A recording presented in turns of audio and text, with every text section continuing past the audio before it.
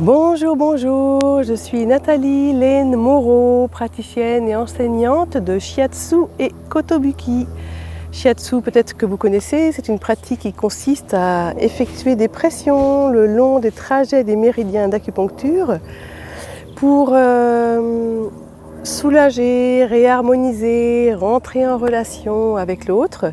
Ces pressions s'effectuent sur des vêtements fins et en général de matière naturelle, au sein d'un cabinet, soit au sol. Traditionnellement, c'est pratiqué au sol, mais ça peut également être pratiqué sur table de massage ou même shiatsu assis sur une chaise de hama, de shiatsu assis.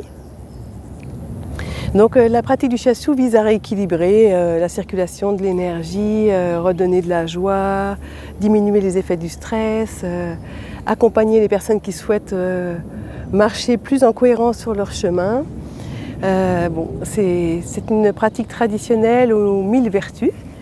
Et Kotobuki, c'est une discipline que j'ai créée qui rassemble en fait toutes les pratiques que j'ai étudiées et pratiquées depuis 25 ans à peu près, que je suis en recherche. Donc il y a des pratiques de méditation, de respiration, d'étirement, de connexion à la nature. En fait, on pourrait, Kotobuki, ça veut dire pratique de longue vie. On pourrait, ce qu'il faut retenir dans pratique de longue vie, aujourd'hui, là, c'est le vie, le V de vie. Toutes ces pratiques qui vont contribuer à nous rendre plus vivants, plus conscients, plus présents, reconnecter à la vie en nous et autour de nous, parce que nous avons des vies nous menons des vies qui seraient plutôt des modes survie qui font que nous nous coupons de notre propre énergie, de notre propre vitalité. Et l'un des grands ennemis du vivant en nous, c'est notre mental, qui a été conditionné depuis de longues années à obéir, à structurer, à mettre dans des cases, à contrôler beaucoup, le mental contrôle beaucoup. Quand il n'est pas au service du cœur, le mental cherche à prendre le pouvoir et à contrôler. Souvent c'est pour nous protéger, souvent il fait ça pour notre bien. Mais à force de nous protéger, ce mental, à force de vouloir tout contrôler, mais en fait il nous coupe de l'essence de vie qui est en nous. On est venu ici pour vivre une vie pleine, remplie, joyeuse, vibrante, vivante, connectée, reliée, tout ce que vous voulez. Et quand on se laisse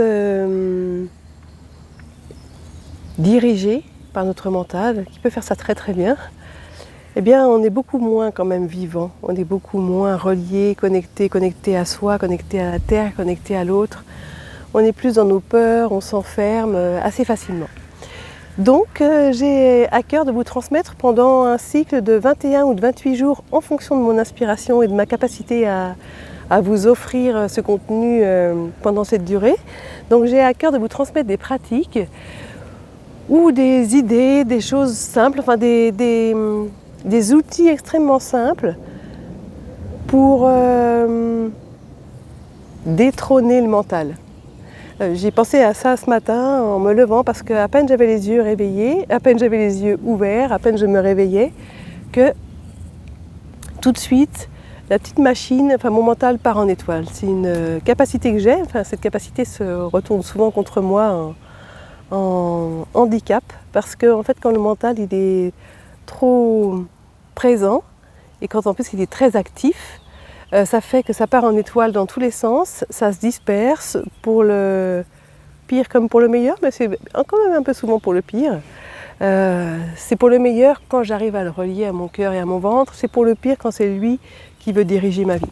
Et donc je me suis dit, tiens, qu'est-ce que je pourrais mettre en place dans ma vie pour faire que ce mental prenne moins de place. Et comme j'aime bien transmettre, je suis à la tête d'une école qui s'appelle l'école Canal de Vie, où je transmets les pratiques Shiatsu et Kotobuki, et comme j'adore transmettre, c'est quelque chose en fait, c'est quelque chose qui donne du sens, un sens profond à ma vie. Eh bien je me suis dit, ok, tu vas chercher à rassembler les outils que tu connais pour essayer d'apaiser ton mental, parce que c'est bien beau de connaître les outils, mais si je ne les mets pas en application, il ne se passera rien d'intéressant. Donc, tu vas les rassembler, ces outils-là. Tu vas juste les laisser venir comme ils viennent. Et puis, comme j'ai à cœur de les transmettre, eh ben, je vous les offre pendant... je vous offre comment dirais-je, un apéritif de ces pratiques parce que, en fait, je vais vous faire des petites vidéos, on va dire entre 5 et 10 minutes, je crois, ou 15 peut-être, parce que je ne suis pas tellement... je débute dans les vidéos, je ne sais pas du tout comment on gère le temps, donc vous allez faire les frais de ça, mais c'est pas grave. Donc, aujourd'hui, on va partir dans une pratique de respiration toute simple pour aider à apaiser le mental et à le mettre au service de soi, au service du grand soi, le soi avec un grand S, le soi vivant, le soi vibrant, le soi connecté. Et comme il fait super beau et que j'ai la chance de vivre et de pratiquer mon activité professionnelle dans cet environnement que je vais vous partager quand même, là, regardez un petit peu juste. Alors, là, on est dans la vallée de Chevreuse. Je suis sur une petite colline au-dessus d'un bassin de rétention. Je vous laisse simplement écouter un petit peu Pachamama. Pachamama, c'est Mère Nature.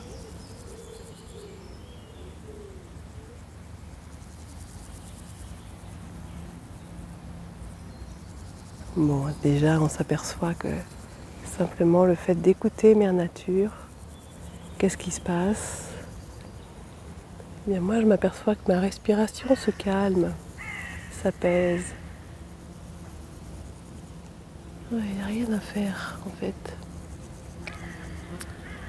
C'est écrit dans les livres, mais ça se vérifie. Il n'y a rien à faire.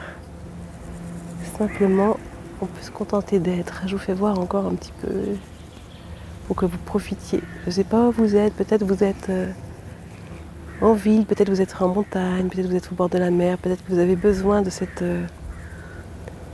verdure puissante, vibrante.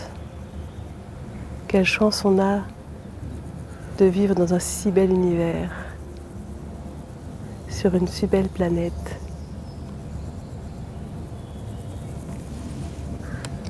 Voilà. Déjà, vous avez vu, avec vous, grâce à vous, j'ai commencé à observer un petit peu la nature. Et qu'est-ce qui se passe? Mon flot de parole s'est apaisé. Je cherche la stabilité parce que poser un petit trépied de poche dans des grandes herbes, ça demande un petit peu de dextérité, d'adaptation. Voilà, oui. Alors, déjà, on a pu observer que le simple fait d'observer le beau autour de nous, ici c'est la nature, mais ça peut être très bien une œuvre d'art, ça peut être une personne que vous aimez, ça peut être une construction, ça peut être le ciel, la terre, une fleur. Le simple fait d'observer, de porter notre attention, de focaliser notre attention sur quelque chose, ça vient faire baisser l'activité du mental. Oh, les papillons, les coccinelles, waouh!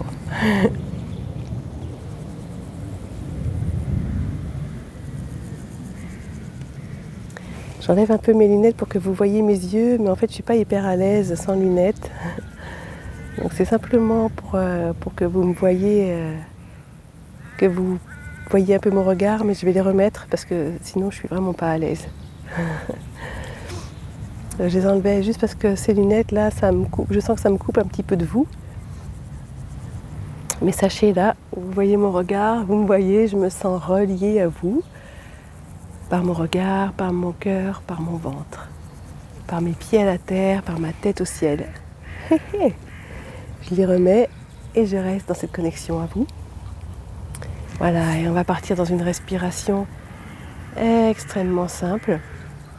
Vous pouvez, si vous le souhaitez, poser vos mains sur votre ventre.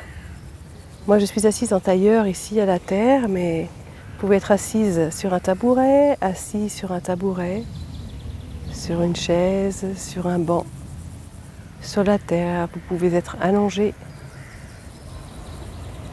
Tant que vous êtes dans un espace le plus serein, le plus tranquille possible. Essayez de vous mettre dans un espace qui va vous porter, dans un environnement qui va vous aider à revenir tranquillement dans ces espaces de vous-même. Et aujourd'hui, pour apaiser le mental, je choisis l'outil. Dans ma boîte à outils, je choisis l'outil Respire. C'est quoi respirer? Respirer, c'est inhaler l'air, l'essence, le chi pur de l'air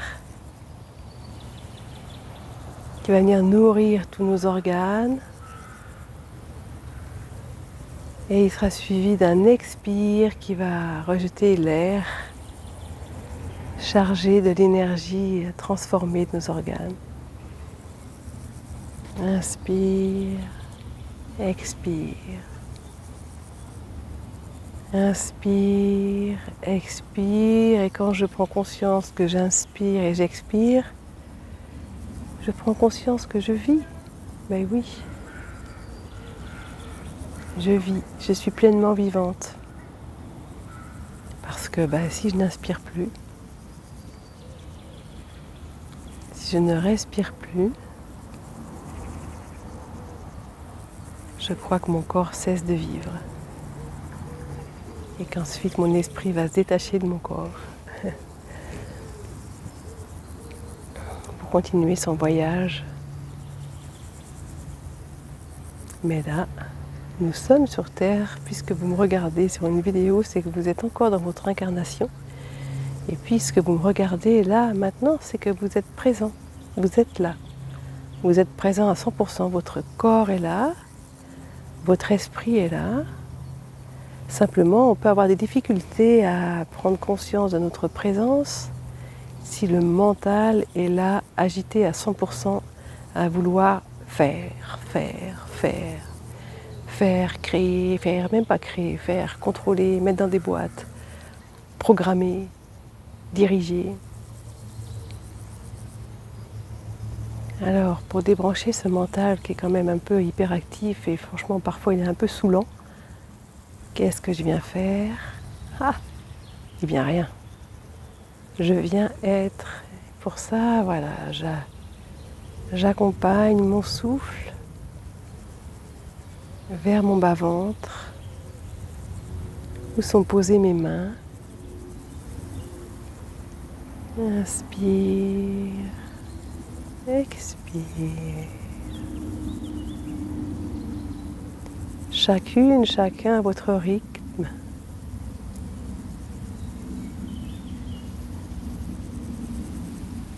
Inspirez, expirez. J'inspire volontairement, je dirige le souffle. Là, mon mental, il dirige effectivement, mais c'est pas lui qui dirige en fait. Je lui demande de m'aider à diriger le souffle vers mon bas-ventre. Je mets le mental au service de mon corps physique.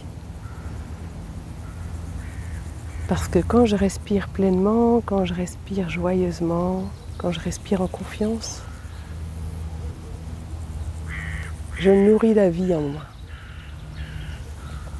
Donc je vous laisse vous installer tranquillement un peu dans votre mental, pas du tout, dans votre ventre.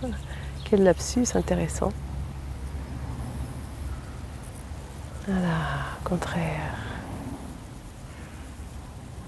Ok, j'inspire. Toute mon attention est portée sur l'inspire, qui vient masser mes organes.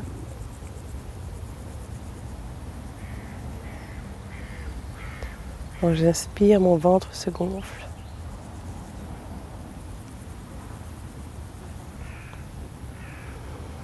Quand j'expire, il se dégonfle. À l'inspire, j'ai comme un ballon de baudruche qui se gonfle dans mon petit bassin et ventre.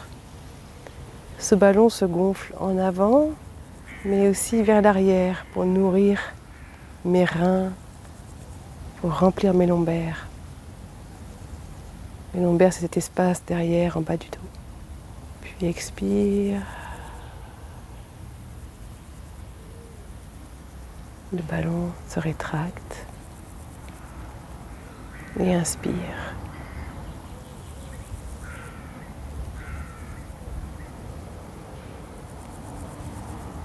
Chacune à votre rythme. Laissez-vous bercer par les bruits de la nature, le vent, les petits grillons aux cigales, les oiseaux.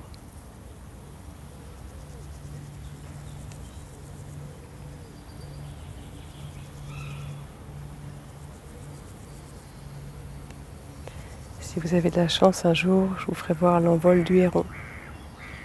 Là où on est, on peut voir l'envol du héron. Très régulièrement.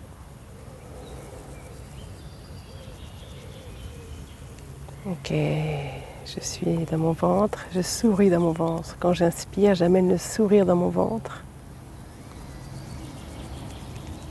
Ouais. Quand j'expire, je laisse le sourire pénétrer jusqu'au cœur de mes organes, au cœur de mes viscères, au cœur de mes cellules. Puis main gauche sur le ventre, toujours, main droite au niveau du plexus solaire. Je laisse le ballon de l'inspire se gonfler jusqu'à mon plexus solaire. Je fais la connexion entre mon ventre et mon plexus. Parce que la respiration a pour effet aussi de réunifier, de rassembler.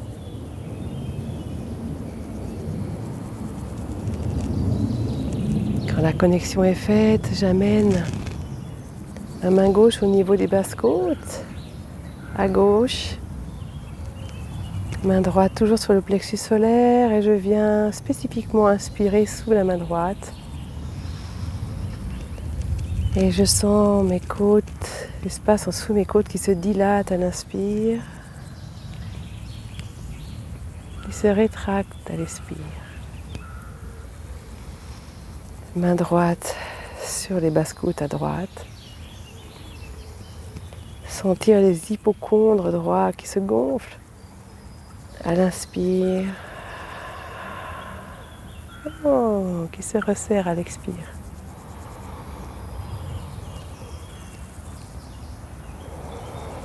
Gagnez des espaces dans votre corps.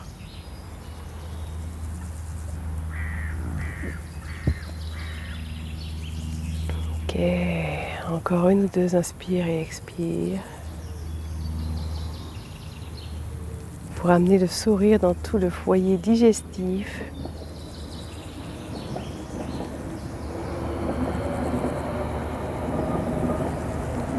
Et puis ma main droite vient se poser au niveau du cœur, au milieu du sternum, au milieu de la poitrine.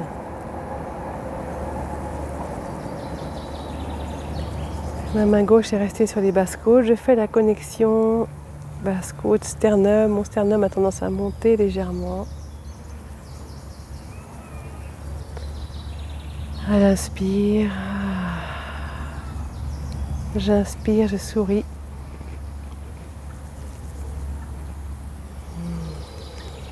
Je viens sourire dans mon cœur. Je viens gagner, restaurer des espaces dans mon cœur, autour de mon cœur. Voilà, mes deux mains au niveau du cœur, au milieu de la poitrine. Pour venir habiter, nourrir ces espaces de joie, de paix, d'amour. Évidemment. L'amour encore et toujours. Je viens sourire dans mon cœur. Voilà, volontairement, j'amène la respiration dans mon cœur. Je mets le mental au service de mon cœur pour venir penser avec mon cœur.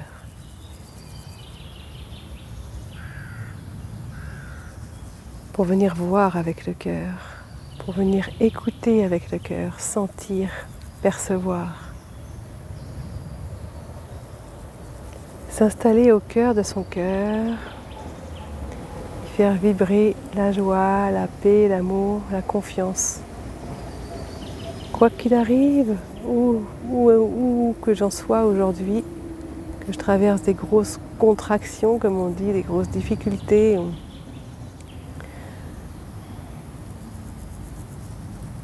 que je traverse une période difficile ou non, que je sois dans un moment facile de ma vie, la joie est là quoi qu'il arrive. Elle peut être là derrière des nuages, derrière des resserrements du cœur, mais elle est là.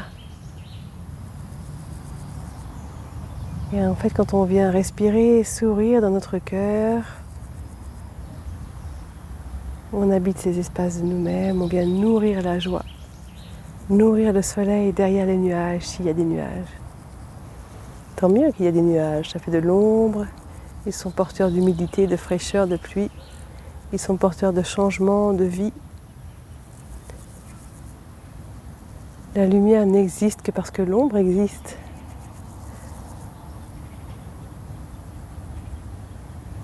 J'accueille ce qui est pleinement dans ma confiance à accueillir, à laisser se transformer dans mon cœur aimant toutes les situations.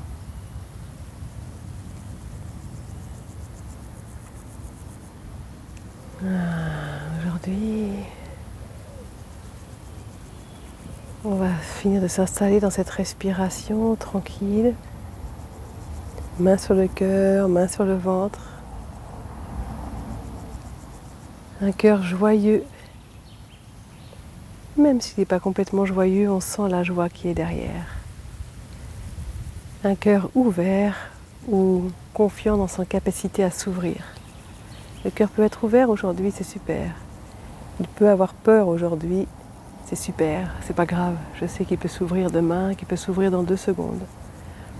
Qu'il peut s'ouvrir à la beauté de la vie, dans la confiance à se relier à quelque chose de plus grand.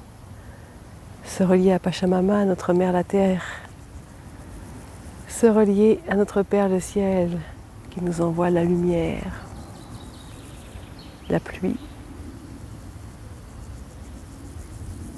Se relier aux hommes autour de nous, aux femmes autour de nous, aux vivants autour de nous, au monde animal, au monde végétal, au monde minéral, à l'eau, au feu, au bois. Oh, on a tellement de sources d'énergie autour de nous. Et ça,